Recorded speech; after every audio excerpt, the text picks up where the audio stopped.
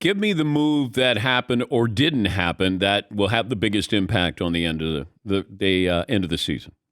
Dan, it's easy for me. I mean, it's shocking that we're talking about an NFC North team adding a wide receiver, and it's not the Green Bay Packers. One of the things, like when you have the privilege of running an NFL team, you have to have the wherewithal to say, hey, our plan is firmly etched in pencil, and we're going to move on from Devontae Adams.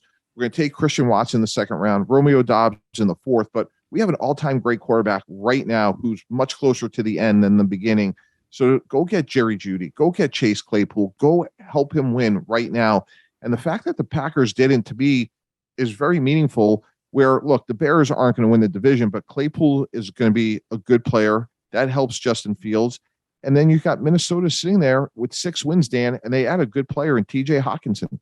But I don't understand if it's obvious to us, Mike, then why didn't the Packers make a move? Well, the word on the street was they were interested in Claypool, and maybe they just felt it wasn't worth a second-round pick. And look, I've been there with Brett Favre. I've been there with Vinny Testaverde, with quarterbacks at the end of their career. And when those windows are closing, you want to do everything within reason. And I think what happens sometimes in Green Bay is you can lack a sense of urgency because you don't have an owner. And look, they've done a great job. Matt LaFleur, Brian Gutekunst, they have a really good record. I just think they made a mistake by not doing what a lot of other teams did yesterday, which is to help them coming down the stretch here. Now, with that said, Dan, if they come out of this with Odell Beckham Jr. in the next week or two, then we'll give them credit then. But that's the one player that's out there of consequence that can help them in a meaningful way. And I'll go back to the deals that were made by 2 other teams in the NFC North. If you would have said 2 teams are going to pick up receivers in the NFC North, I know the Lions aren't going to be one of those. You would have assumed that it would be the Packers and the Vikings, and the fact that it's the Bears and the Vikings. And TJ Hawkinson, for a team that had no production from their tight ends, I thought this was a sneaky great pickup for them. Absolutely. And TJ Hawkinson, Dan, he's a really good blocker. Like, he could capture the edge. And by the way, you got Dalvin Cook, so you could close games out. So that was a really good move. And by the way, I've been in Brian Gutekunst's shoes, the GM of the Packers. He's walking into that building today, and he's got 53 guys looking at him like, what's going on here? What didn't you do? We want to win right now. And look, you got to do things within reason and be judicious. We get that, Dan. But what happens when Rodgers passes Brian Gutekunst in the hallway?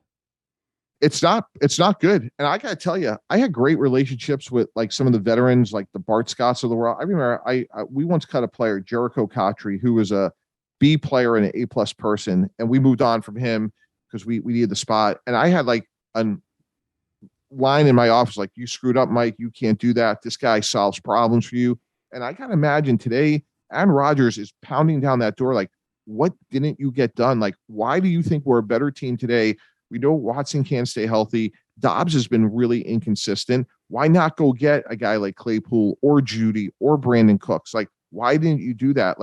It sends a horrible message. Now, with that said, the one thing they could do is go get Odell Beckham, because, look, I know he's coming off of the ACL. He's not ready yet. But when he played in the last game we saw, Dan, including Aaron Donald, he was the best player on the field, and he just turned 30. So I think there's still good football left in him, and that's exactly the type of player they need. Yeah, but he makes me nervous. That's 2 ACLs, Mike.